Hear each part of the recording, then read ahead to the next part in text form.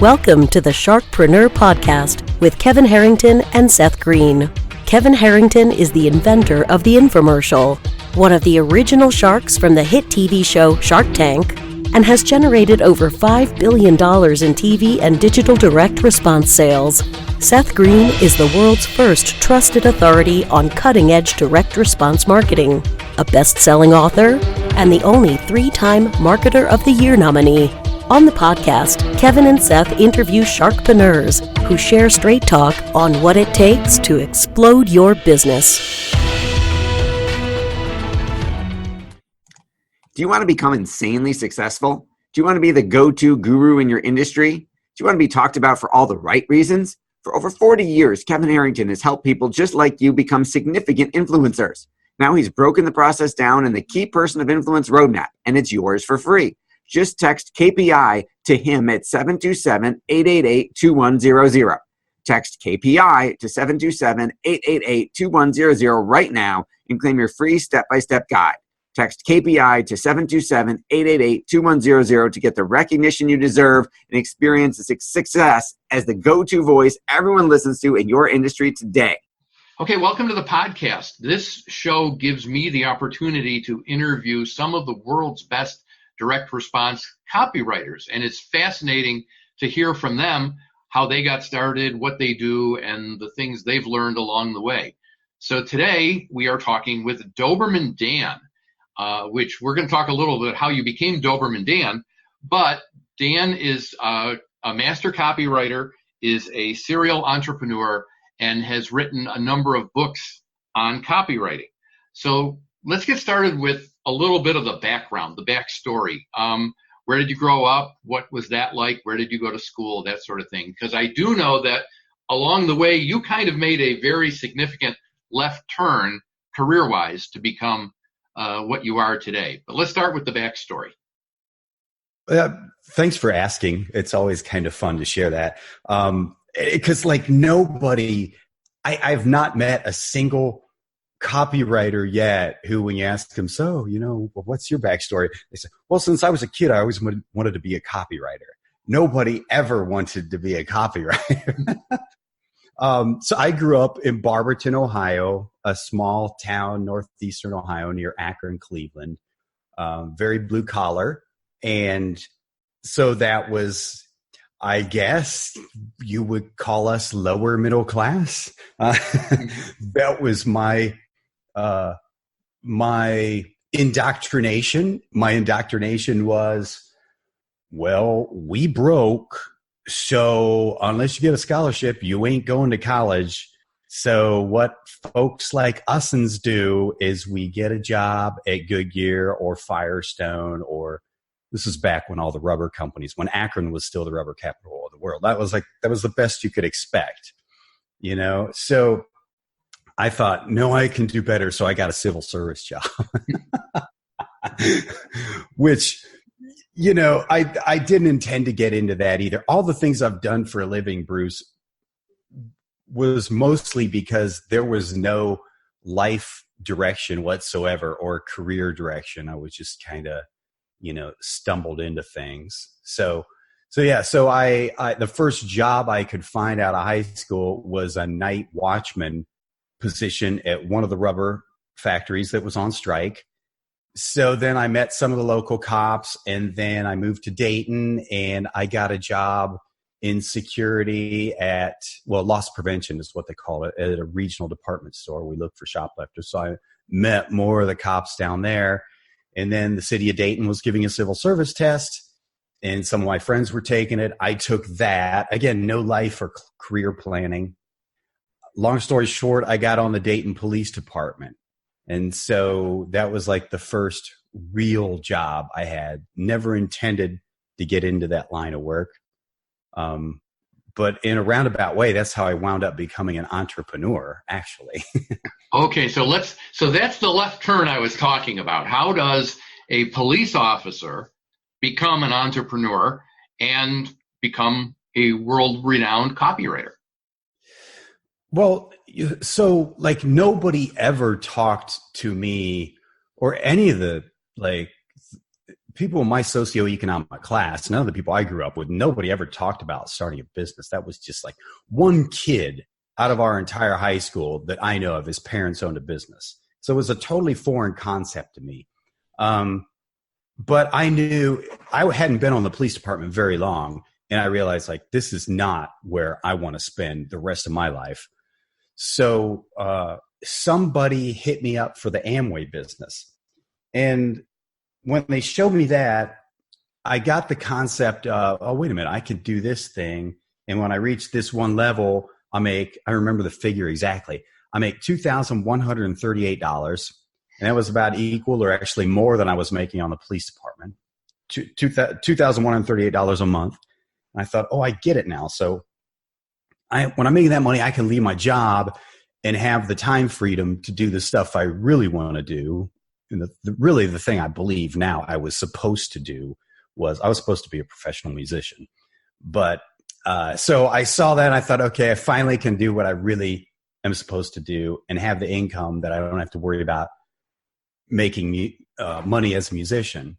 And it was the first time like I had ever even considered that option of owning my own business. So long story short, I failed at that, but at least it got me on the path of wanting to be an entrepreneur. So for 9 years after I saw the Amway business, I was a serial entrepreneurial failure. I still had a full-time job on the police department, but I kept starting these side businesses. Now, I didn't know about direct response marketing back then. So these were all traditional business. So I failed at Amway, did that a long time, never made a dime, tried another MLM, started a bunch of different businesses, probably 2 to 3 businesses a year for 9 years, all failures. Not like they made money and then they failed. No, none of them ever made a dime. They were nothing but a hole that sucked all my spare time and all my spare money. Well, that's not true. Yes, all my spare money, but even money I didn't have. So I went into debt. In 9 years, all of those failed. But you're making a great sales pitch here, by the way. Yeah, really. This is really convincing for someone to want to become an entrepreneur, right? Yeah. Thank God I had that full-time job, or I would have literally probably been eating out of dumpsters, you know? So somewhere along the way, the light went on, I should say, and you had this aha moment, and it said, I can do this. Wow, I really can. What was that moment? What happened? Well, you know, so even through 9 years of serial failure, I saw other people. So I failed at the Amway business, but yet there were people successful at that. They didn't seem to be any smarter than I was. You know, I failed all that. I failed at 2 different vending businesses, but yet there were people successful in those. I failed at a jewelry business. I failed at a home improvement business. I mean, at all these businesses I failed at, there were other people who were successful at it. So, you know, I think any sane person would have quit. But I just saw that, well, there were other people that have made all these businesses work. It's just for some reason, I'm not making them work. I'm just going to keep moving forward. That's the only thing I knew how to do. I'm just going to keep moving forward until I find what does work for me specifically. So I guess that was it. That's what kept me going. What finally led me to my first business success was I stumbled across Dan Kennedy and bought something he was offering then, still is, called the magnetic marketing system. And what it was, it's all about direct response marketing and using copywriting to get customers, clients, and patients. Pretty much it was really initially created for brick and mortar businesses. So I thought whatever business I was failing at miserably at the time, I thought, well, I can use this magnetic marketing thing to get customers for that business. But what happened was when I got that thing, all it was this big 3-ring binder of really poor quality copies and 6 cassette tapes that sounded like they were 10th generation copies. People who've only grown up with digital recordings don't understand that. But when you make an analog copy of a copy of a copy of a copy, the quality gets worse each time. And these were so bad, they sounded like 10th generation copies. And I thought, wow, I just paid $397 that I didn't have for paper and ink in 6 really poor quality cassettes. I like that business model way better than any other business. I just found something. Mm-hmm. That was the breakthrough. And I really, without knowing hardly anything, the only thing I knew about direct response marketing and copywriting was what I learned in that course and learned by observing how Dan Kennedy sold that course. So I applied that to a passion and hobby of mine at the time, which was bodybuilding. And I created a self-published bodybuilding course and sold that through ads in the magazines and direct mail. And that was the first business after 9 straight years of failure I ever made any money at. And 12 years later, that little mail order business was making enough money that I was able to quit my civil service job, which was the goal the entire 9 prior years. Mm-hmm. All right. So what did you write for this direct mail campaign? What did you say? What clicked for it? So I didn't know what it didn't know. Like all I knew was what I observed. My only frame of reference for direct response copywriting was what I saw Dan Kennedy write. So I just kind of followed that model, and I wrote what some people call the star story solution formula for copywriting. You could also call it the hero's journey, which was really, it was my story. So it was about this, what they call a hard gainer bodybuilder. Somebody has a hard time making any gains and, struggled for years and years and years, and met this power lifter who finally showed him these secrets, and then in 8 weeks, he was able to put on like 15 pounds of muscle. And so that was the whole sales letter for that course. And see, I was the market. So I understood that market better than anybody. I understood the frustrations, their pain points, their biggest desires. I understood the real emotional reasons and psychological reasons behind their desires of why they wanted to get big and strong. And I understood their jargon, their lingo. So like, I think the reason I was successful in that market and successful with my very first ever sales letter was not because I was a good copywriter, was because I just really understood the market. So that's what I put in the letter. Like I knew what these guys worried about, what drove them nuts, and what they wanted more than anything. That's really important, because you can write the best letter in the history of direct mail, but if it's not reaching the people the way they need to be reached, it's just going to get pitched.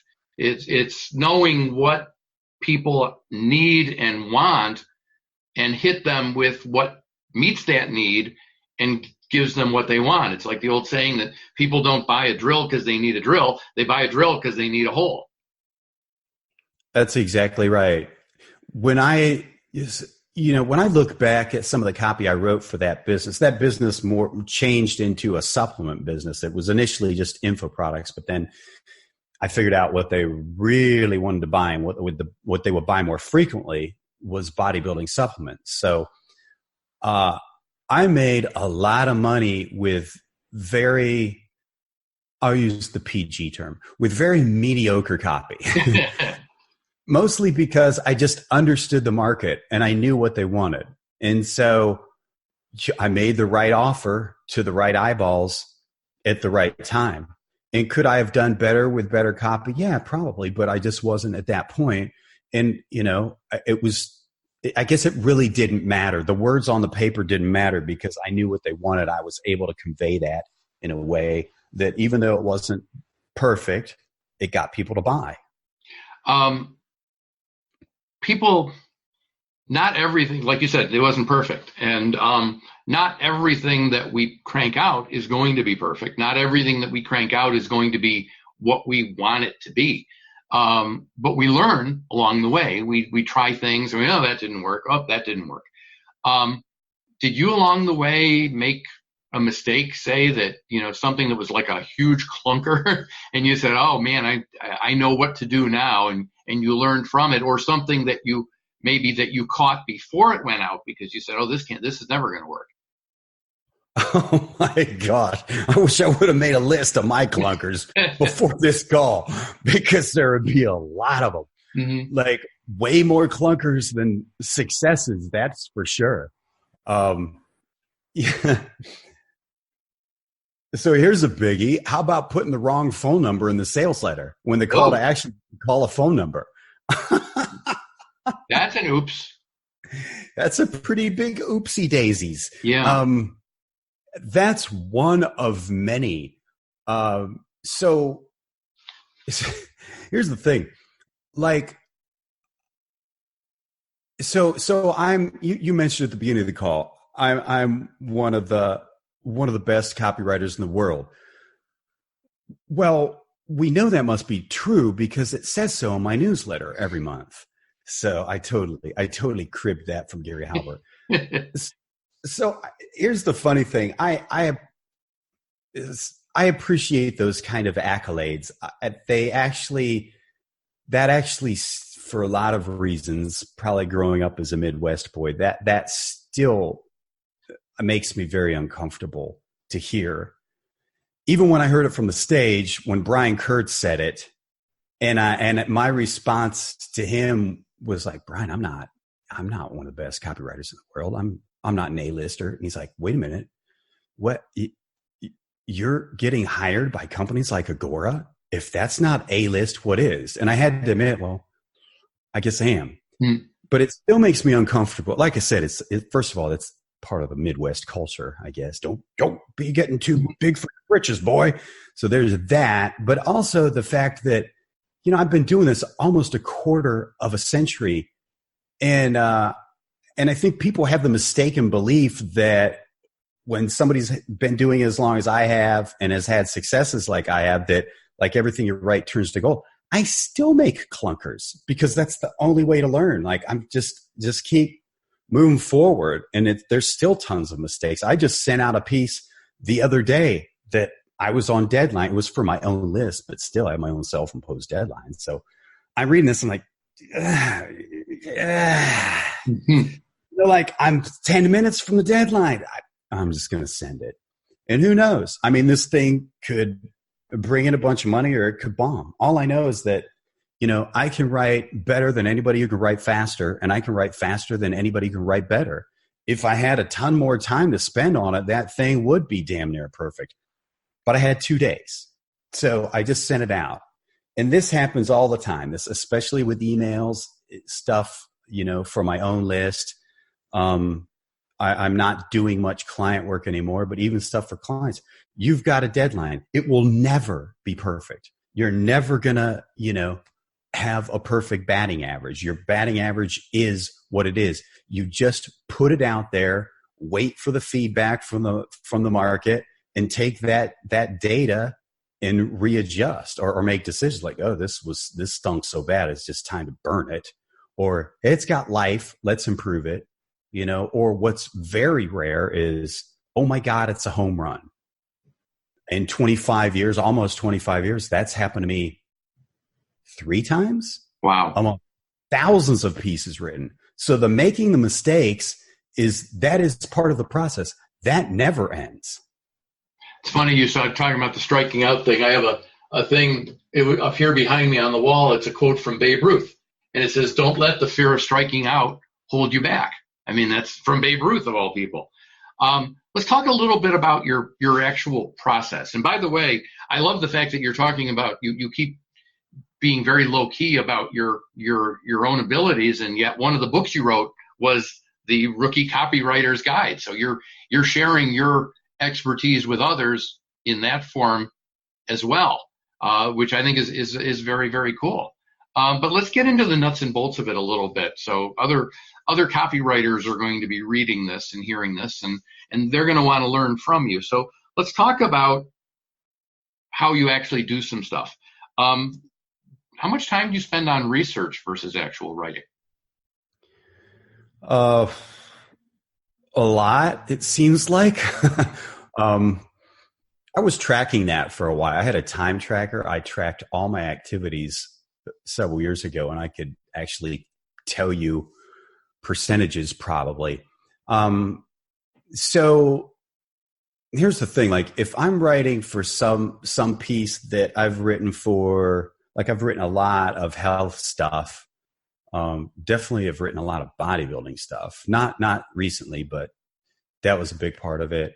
I've written whatever you want to call it, like business improvement / make money stuff. Those and a few others are areas I know really, really well. So I already know the market really well. I don't have to do as much market research into that as like if I didn't have experience in something. So let's say I got hired by a plastic surgeon.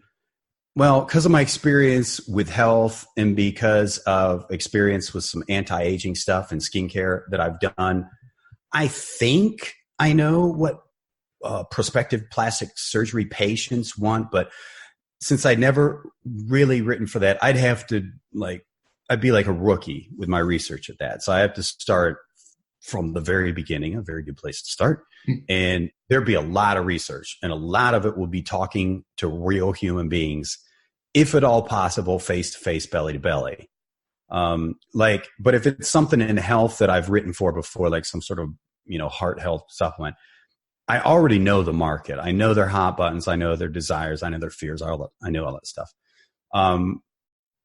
Still, in that case, like there's research on the actual product and the ingredients and finding the USP, the unique selling proposition, the big idea, that kind of stuff. So that's a fair amount of research. But if we're talking about like starting from scratch, so I'm going to write for the plastic surgeon. But I'll chime in for a second. So your research process, then for you, it really depends on what you're researching, because there are some areas that you have a comfort with. This is your zone. So it takes minimal research just to get some of the hard facts about what you're writing about, that specific thing that you're writing about, not the whole genre. But others, you're starting from scratch. Yeah. I just thought of one I'd almost forgotten about. A few years back, I was hired to write some radio ads. These are like, what were they, 30-second radio ads? Mm-hmm. For a large chain of pawn shops. Other than back in the day, me having to pawn some of my musical gear to pay the bills, I know practically nothing about pawn shops, nor do I know anything about the people who frequent pawn shops. So I went and hung out in one of these pawn shops for days, and I talked to the manager, I talked to the employees, I talked to the people coming in there, I talked to the marketing director, the owner of the company. Like this was hours and hours and hours, days and days and days of research to write like 300 words max. So in that case, it was probably like, how long did it take to write the radio ad? Couple days. Short, believe it or not, shorter ads are harder to write. The shorter the ad, the harder it is to write, because every word has to make. You got to justify why every word is in there. So, I just focused on that for a week. So it took me a week to write it, but it was like a month of research. It wasn't a solid month of 8-hour days, but just to give you, an idea. It's funny. I prior to coming to marketing, I used to work in TV news. I was in electronic journalism, and you have so much time for that newscast, because at the end of your newscast, it's not like, the network news anchor is going to sit there and say, well, we'll wait a minute while that local station finishes their newscast.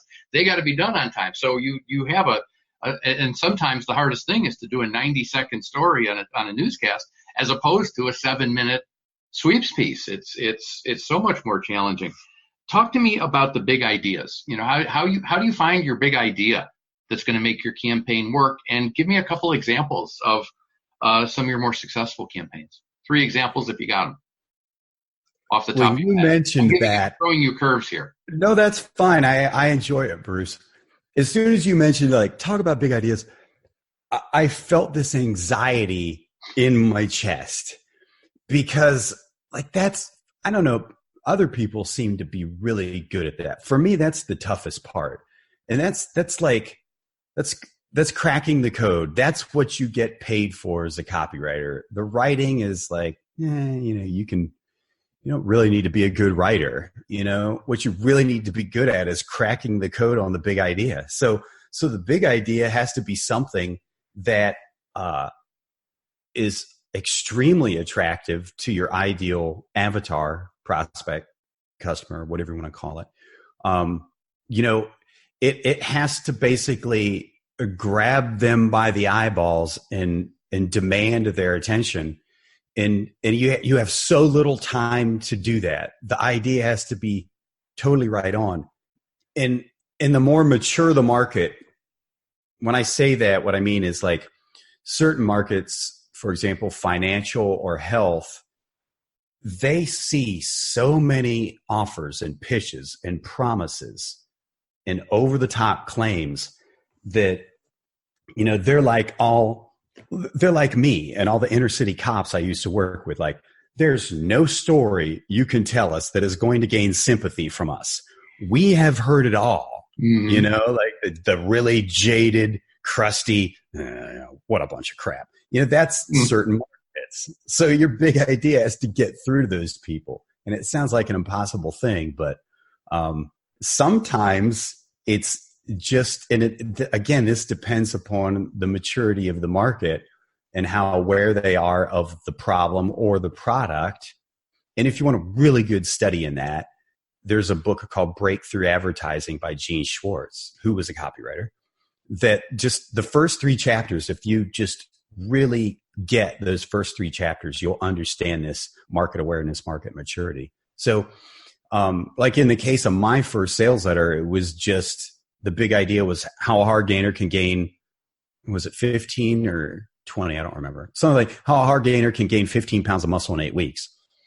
That was all that was needed, because I knew that was like their biggest hot button. Other more mature markets, it's more difficult. I mean, some good examples are in financial, when people were pitching, hey, this company has a new breakthrough that's when it gets approved by the FDA, you'll see, 5,000% return on investment on your stocks, blah, blah, blah. Or, hey, this MIT boy genius has discovered, he's cracked the code to getting, some extraordinary return from the markets or something like that.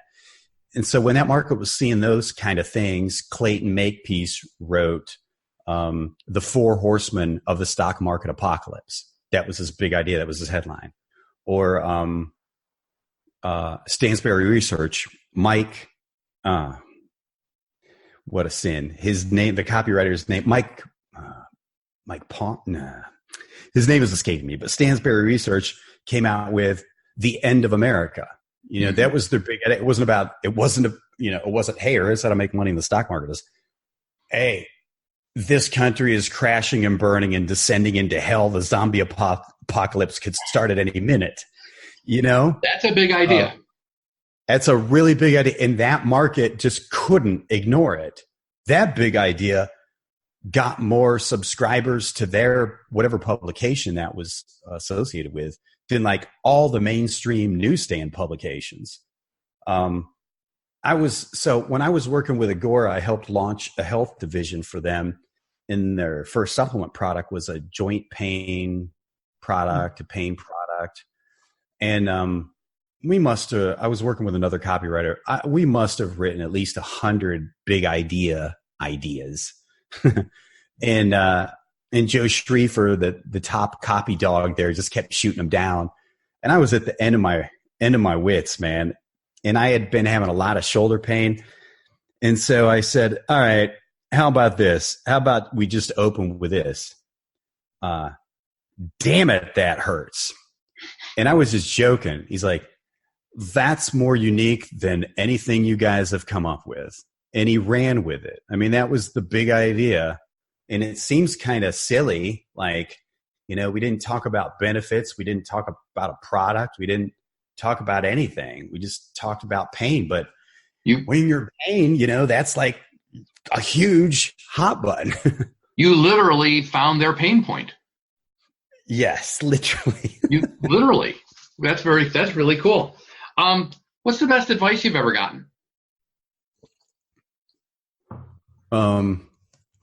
Wow, that's a good question.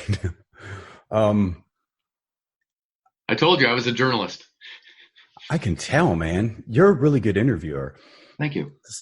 And I'm glad that I wasn't prepared with that question beforehand, because I might have prepared something that would be prepared. And usually it's like the first thing that comes to mind. So the first thing that came to mind, which I didn't initially say because I was trying to find something better, but now that I think about it, this has been really good advice. So Gary Halbert always told me motion beats meditation. And I think you can sum up my entire business career with that. And still to this day, like, even when I didn't know what I was doing, the fact of moving forward and making mistakes is what led me to figuring out, what worked. Whereas if I would have thought about it or studied something or, brainstormed about it, that's all theory stuff. Who knows where that would have led me? If we're talking about business advice, that's probably been some of the best advice I've ever been given. Okay. What about anything specific to writing itself? Yes. You want to be a writer? Just write. And it almost doesn't matter what you write. It just, this goes back to motion beats meditation. You can literally, when you need to produce something, we need to write something. This happens all the time, even to this day. You look at a blank page and it's intimidating. And then you start thinking of, well, I need to write this. And then the internal editor starts criticizing that. And then you start second guessing yourself. And you can't produce anything that way. You just can't. Nobody can. So you just got to write. And however you do that, like, there have been times where I've literally just written. I've sat down and my first thing I want to do is think about what to write. That is a sure way to kill any creativity or any forward motion. There are times where I've just literally written yada, yada, yada. Excuse me. And will continue writing yada, yada, yada. The pen won't even come off the page. Halbert forced me to do that, although what he forced me to write was blah, blah, blah. My preference is yada, yada, yada. And every time my pen stopped moving, he'd shout at me or throw something at me. He didn't throw anything at me that would hurt me. It was usually like a notepad or some paper or something. And then he'd yell at me. And that really pissed me off. But that was a really valuable lesson. And I still do that to this day. Because like I said, first when I sit down, the first thing I want to do, let me think, because I want to write something good. Well, it's just like Kenny Werner, famous jazz musician, says in Effortless Mastery, the thing that keeps you from sounding good is your need to sound good. So I kind of brushed by my musician backstory, but every musician wants to sound good and wants to impress people. We all have these fragile artist egos, and especially wants to impress other musicians. That's a sure way to suck. Even something that you've invested thousands of hours practicing to get it under your fingers. As soon as you sit down at whatever it is, the piano, you pick up the guitar, you pick up the sax, and you have that need to sound good, it kills your ability to sound good. The thing that's keeping you from writing good, there you go. There's an example. You don't have to be good at English to be a writer. Okay. I'll say it like Mr. Fleming, my teacher, was like, the thing that keeps you from writing well is you not producing a really shitty first draft. So you just got to write, even if it's yada, yada, yada, something is going to come to mind, and you write it out. And as best as you can, you have to silence the internal editor. The best way I know to do that is just to continue writing. If it helps you, you can tell the internal editor, I appreciate what you're telling me. You're doing this to help me. It's not helping me right now. So we'll do that editing stuff later. For now, I just need to vomit out something on paper. Well, yada, yada worked for Seinfeld, that's for sure. Yes. What's your biggest challenge now? Myself. Okay. Expand on that just a little. You're a really good interviewer. Mindset. So that was the 9 years of failed businesses. Yeah, there was some lack of knowledge in there too, but the biggest lack was mindset issues. So still to this day, I'm better than in years past, but I think that's something I'll be working on for the rest of my life, is improving a mindset. Because so skill set can only get you so far, and then you're eventually going to top out. Skill set wise, I topped out years ago. Now the thing that holds me back is mindset wise. So what specifically mindset? Well, it all comes down. Here's what it all comes down to. It all comes down to love. We may be going down a rabbit hole you don't want to go down. So I'll keep this succinct. It all comes down to love, probably more specifically lack of, which that's where fear comes from. So fear's a biggie. Fear is what is keeping you from writing the shitty first draft. Fear is what is keeping you from doing the forward motion you need to do to progress in your business, in your copywriting ability, your skill set. Fear is what's keeping you from writing something that could be a huge home run. If you've got the ability to do that, well, self-sabotage. The fear is causing self-sabotage. So I've learned something about entrepreneurs, but especially about copywriters and writers in general. A majority of the good ones meet the clinical diagnostic criteria for depression. So the depressing thought. It's a depressing thought. It's also it's like a two-edged sword. So there's that, but that dissatisfaction is the driving force that drives you to go through all this sweating blood that's necessary to get really good. So I've learned that, like, all the copywriters are saying, like, oh my God, finally somebody came out and said it. Yeah. So but that can screw up the mindset too, that depression, when you sit down there like, oh my God. All right. So the last thing I wrote bombed. And now it's got you in a totally crappy mindset, that you need to be in for creating whatever it is you need to create. So,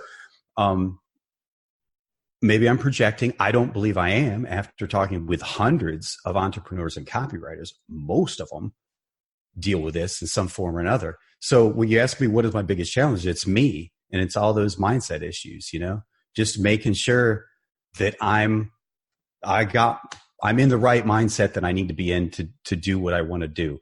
But you know what? Even when I'm not, I still just keep moving forward, because again, the best piece of advice I ever got was motion beats meditation. That's great. And on that note, we're going to stop the motion and wrap things up. Thank you very much for doing this. We've been talking with Doberman Dan, who, despite his modesty, is a world-class copywriter and is one of the top people out there in direct response marketing. Dan, thank you for doing this. Thank you, Bruce. Do you need money to fund your idea, product, or service? Are you ready to take your business to the next level but need capital to get it done? Kevin Harrington has heard more than 50,000 pitches and knows how to help you make the perfect pitch to get the funding for your entrepreneurial dream. He's distilled the process down in his perfect pitch cheat sheet, and it's yours for free. Just text PITCH to him right now at 727-888-2100. Text PITCH to 727-888-2100 right now and claim your free perfect pitch cheat sheet. Text PITCH to 727-888-2100 to start funding your dream today. This show has been produced by Market Domination, LLC. To discover how you can have your own show completely done for you and turn it into a real published book and become the authority in your marketplace, go to www.marketdominationllc.com/podcast offer.